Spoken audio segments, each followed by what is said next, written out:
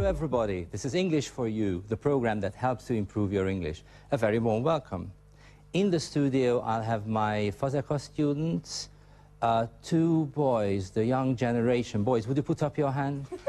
Right, from the 9th grade, so the young generation is pushing their way, and two ladies, not that young generation, from the 12th grade. Would you put up your hand, ladies? Kata, how are you doing? I'm fine, thank you. Great. Andrew, how's it hanging? I'm also fine, thanks. Good. Anna, what's up? Everything's fine. Good. Bence, how are you doing? It's cool now, thanks. Cool? Yeah. All right, good. So this is the first time. Aren't you nervous a bit? A bit nervous. Just a bit. All right, thank you. Today's special guest is Mr. Brian Hodson from the United States. And he is a Fulbright grantee, and he's been in Hungary for over a year now. And his special field is Eastern European history. Thank you very much for joining us. I'm pleased to be here. And I have a picture here pretty soon, and I wonder if this picture is characteristic of the state where you were born. So I would like to have that picture. Right. Yes. It's not very picturesque. So what is the name of the state where you're from? I was born in Kansas. Right? And it's just that flat, it's a Yes. plain, no mountains? Not in Kansas, no. No. No. And I've read somewhere that this is the exact middle Yes. of the United States, the Yes. geographical center of the Yes. United States. And the nickname is the Sunflower State. Mm-hmm. Right. And I have another very characteristic picture, so could we have the next one? And I'm turning to my students, whether they recognize this film. It's not coming, but it's going to come pretty soon. Yes. Yes. Put up your hand if you recognize this. Kata, what is this? It's the Wizard of Oz. And you recognize the characters? Yeah. That's Dorothy, and the second from the right. Then there's the Cowardly Lion. Excellent, the Cowardly Yeah. Lion. And this one? I don't know. Could you help us, Brian? Yes, that's the Scarecrow. The Scarecrow. And next to the Scarecrow is? The Tin Man. The Tin Man. Has it got anything to do with Kansas? Was it a good idea to put it on the projector? It's a common joke that we suffer. Yes? So what is it? The story was set in Kansas, and it begins with a tornado, which is common for Kansas. So tornado, which is common in Kansas. Have you ever experienced a tornado? Not personally. My parents' house was destroyed by a tornado before I was born, but that's the closest I've been to one. Right. I asked you a couple of days ago, Brian, where are you from? And it wasn't easy for you to answer this question. Why not?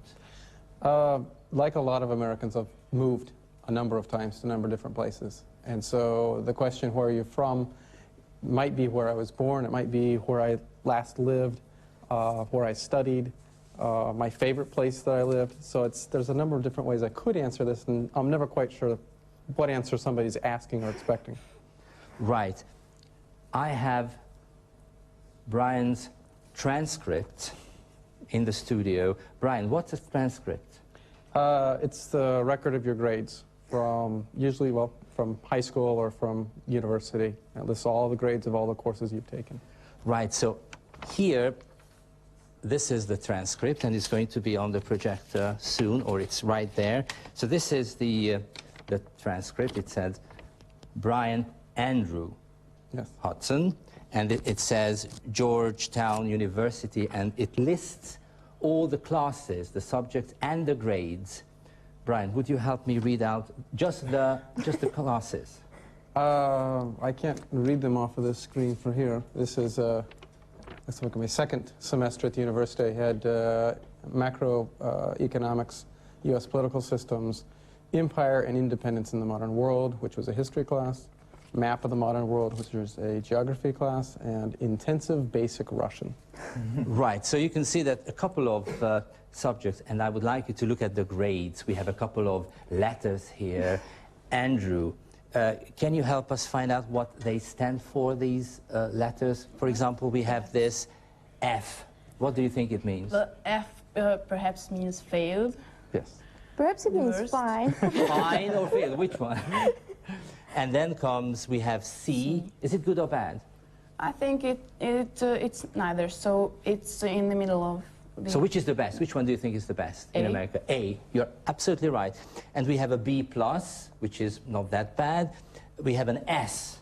What does that mean? It's satisfactory, and it's for a course that isn't graded on a scale. Right. We have a W.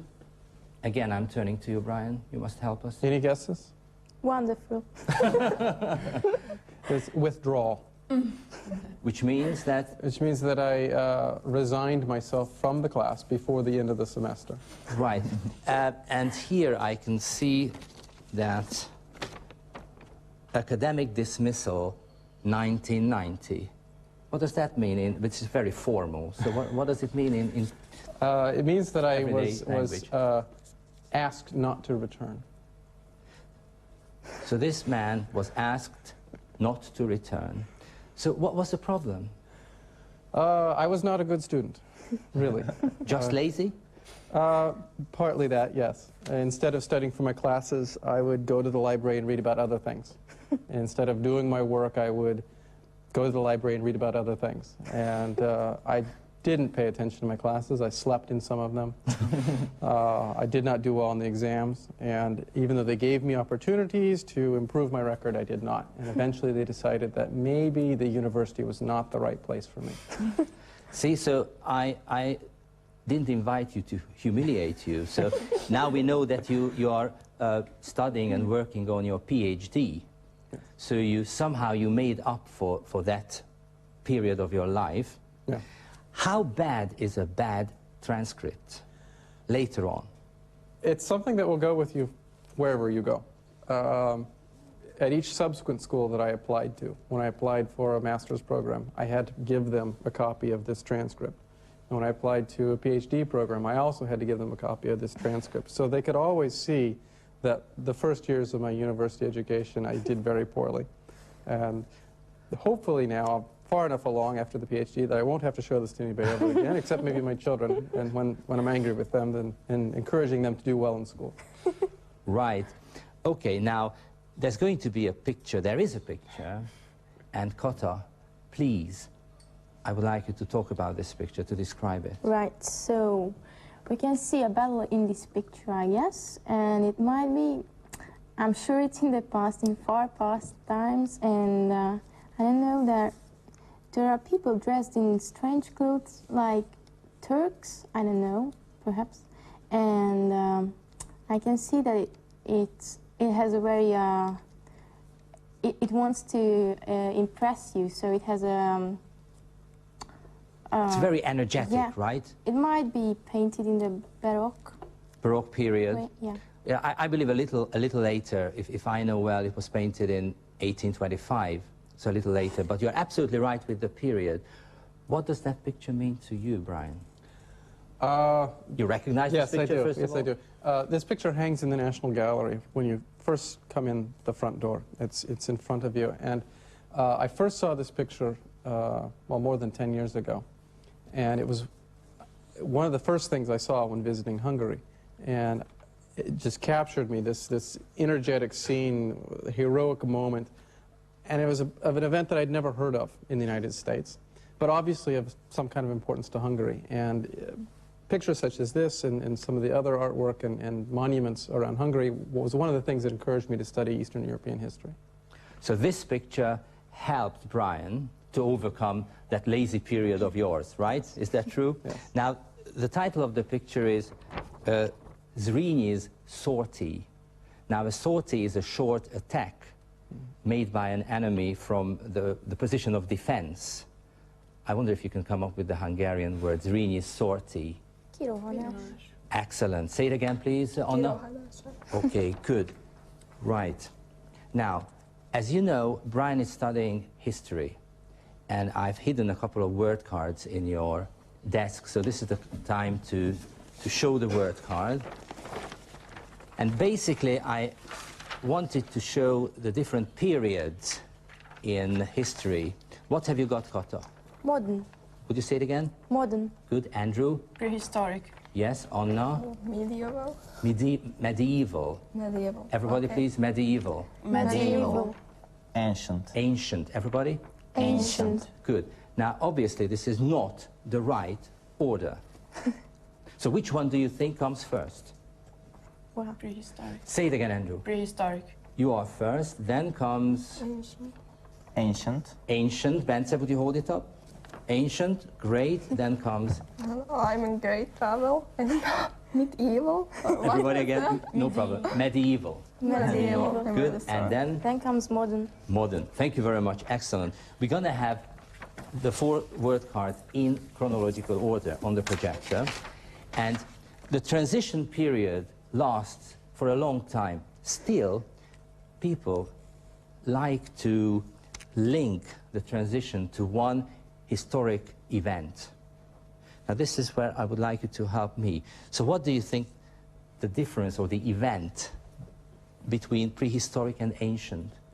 And again, ancient and medieval. Can you help us? Anybody? I have yes, a guess. Perhaps the creation of the state might be a point where prehistoric turns to ancient. Like, can you come up with the name of a state? No. Athens, perhaps. Athens, so Greek or Egypt, Yeah. right? Anybody else for this? No? How about the transition between ancient and medieval? The collapse of Rome. And then would you say it again? The collapse of Rome. The collapse, the fall of Rome. Can you come up with a date?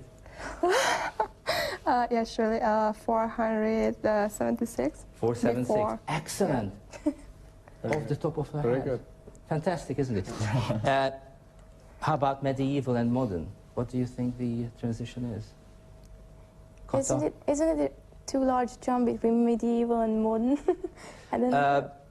Well, by medieval, we mean the end of the Renaissance or the beginning of the Renaissance, and then comes, I believe, modern. Yes. Brian, so what is prehistoric? Literally, prehistoric is everything before written culture. Things that we can only know from archaeology. Right. How about ancient and medieval? And you have this correct. The boundary that they set between ancient and medieval is the fall of Rome, or roughly the 5th century. Right. And medieval and modern? As you mentioned, it's the Renaissance. And you're also correct that this gap is very wide. There's a period that's put between those two called early modern to cover this gap. And what if I say the discovery of America? Could that be? That would certainly be after the end of medieval, certainly mark the definite end. Right. And what if I say the English Civil War, 1642? Yes.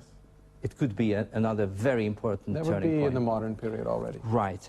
Okay. I asked my students to choose one area or a person or a battle that they would like to study because this period interested them somehow. So we're going to have the first picture here, and if you recognize that this is yours, would you put up your hand? This is mine.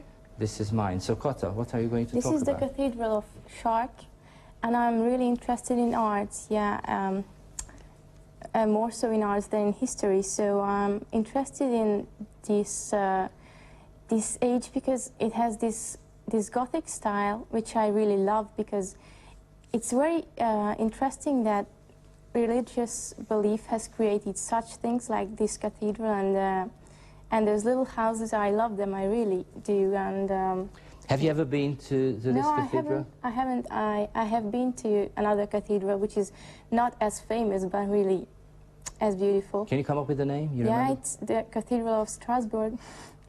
And what else? Yeah, the way that people lived in that age, that's also interesting because we don't have as much written things about this. Right, thank you very much. It was really nice. Now the next picture, and if you recognize it, would you put up your hand, please? Right, it's coming. Right. So whose picture do you think it is? But I think it's mine. Don't say a word. Do you recognize this famous person? Does anybody recognize? Sure we do. Yeah, Bente? Maybe it's Napoleon. Yes, Bonaparte, Napoleon. Why did you choose Napoleon? What interested me in history was Napoleon's war in Russia in 1812. Well, he suffered a great defeat from the Russians, and after 100 years, Hitler did the very same mistakes as he did before. So what you're interested in is mistakes in history. Yes, How can you especially. come up with the same mistake again and again and again? Right. Very, very interesting. Thank you very much. Now, another picture, and we have two more people left. I've chosen the pyramids in Giza. It's a very interesting age for me because they are 4,500 years old, and they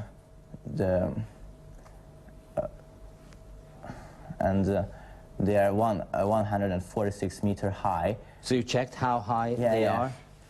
No, I didn't check, but I read it. It's higher than the St. Paul's Cathedral in London or St. Peter's Cathedral in the Vatican. Which is just fantastic. Have you ever been to Egypt? No, I haven't. Would you like to go there? Yeah. Would it be the first place to go? Maybe. It would be the first place. Thank you very much, Spencer.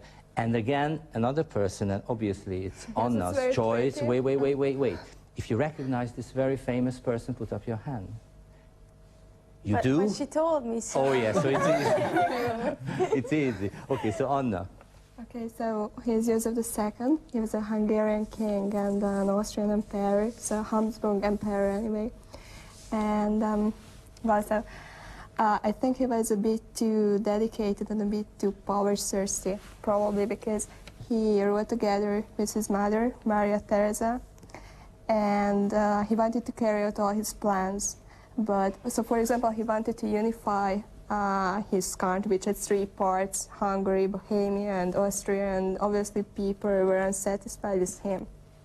But he was an enlightened emperor, and I really admire him for example, the edict of tolerance, which meant the freedom of religion. And I think it belongs to his good ideas. Right, thank you very much. So this was a tragic personality. Yeah, so right? in a way I feel Yes, I agree with you. And now it's going to be my turn. I would like to study something, and you can see this map, and it says the sandwich, would you say the Sandwich. Sandwich. This is the American way. The British way is the sandwich. The Sandwich Isles, and they were discovered by Captain Cook in 1778. Can you come up with today's name for this?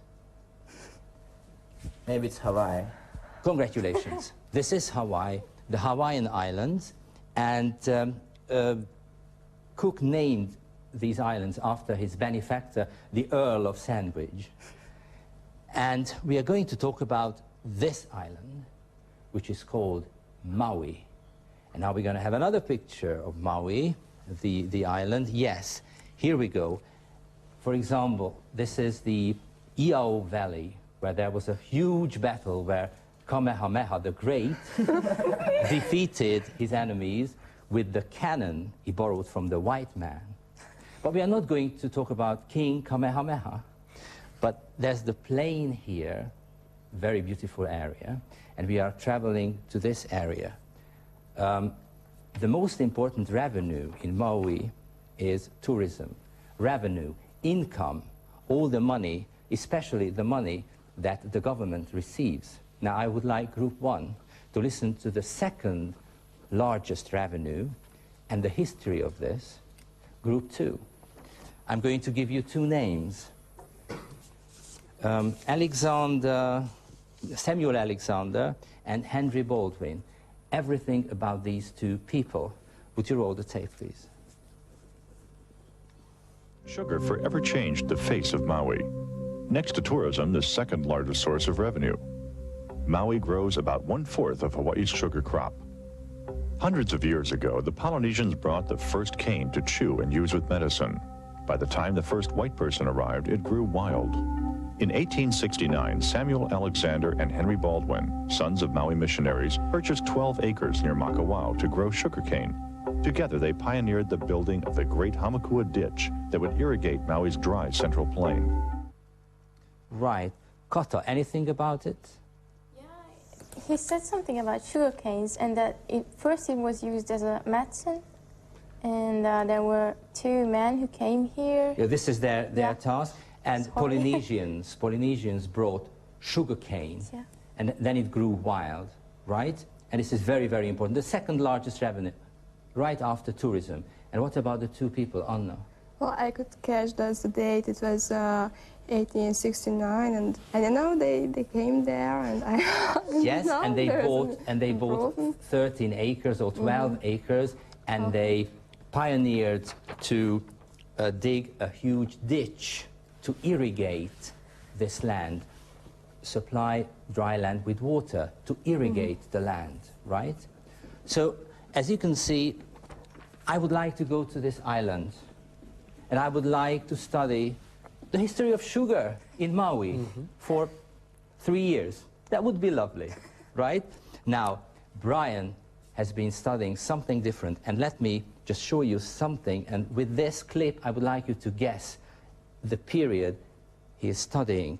Please watch for the clothes, weapons, the dance, the music, and there is going to be a name that might be a clue. Okay, roll the tape, will you?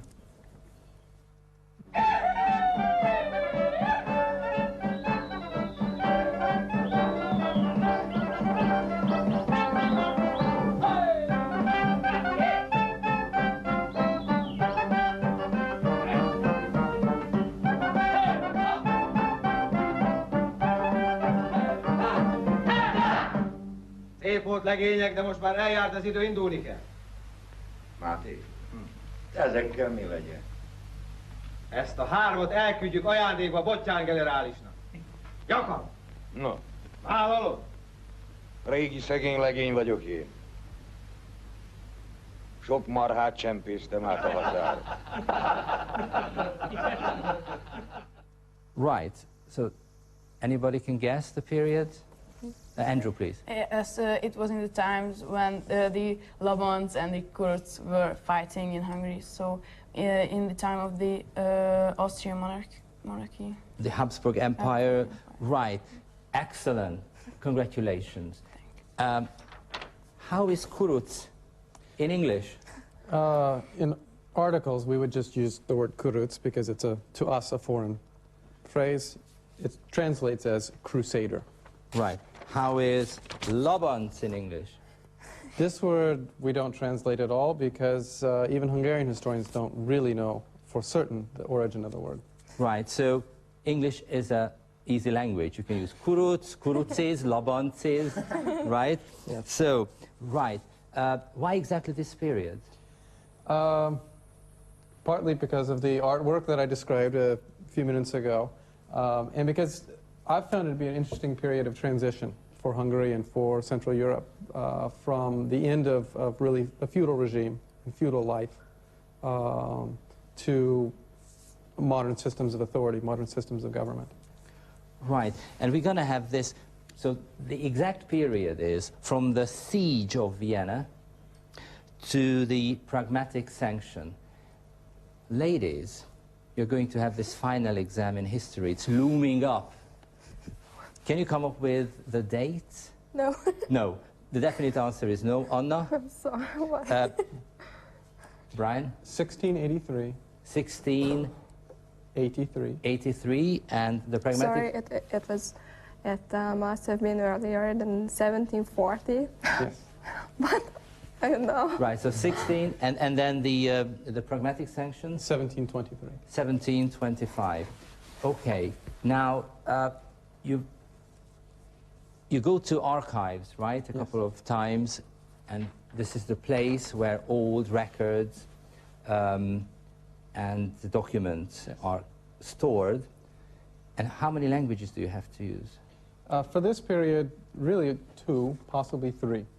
And the 2 most important are German and Latin. Documents from the Habsburg Empire from inside the court are almost always in German. And documents from the Hungarian authorities, from Hungarian counties, is usually in Latin. There is some correspondence that already is written in Hungarian, but mostly what I've been working with has been in German and Latin. Right. And you started learning Hungarian from this book? Yes. Right. This book was written in 1965. Was it the latest book you can get hold No, of? well, I found that in a used bookstore in the United States. Yeah, right. This is your lovely family. just one sentence about this, about the kids, whether they speak Hungarian or not. Our son Nathan is 3 years old. He's going now to an Óvoda, but he's learning Slovak and Hungarian. And the other? And our daughter Victoria was born here. She maybe understands a little Hungarian. Right. Brian, thank you very much for coming, and take care of the kids. See you next time. Bye-bye.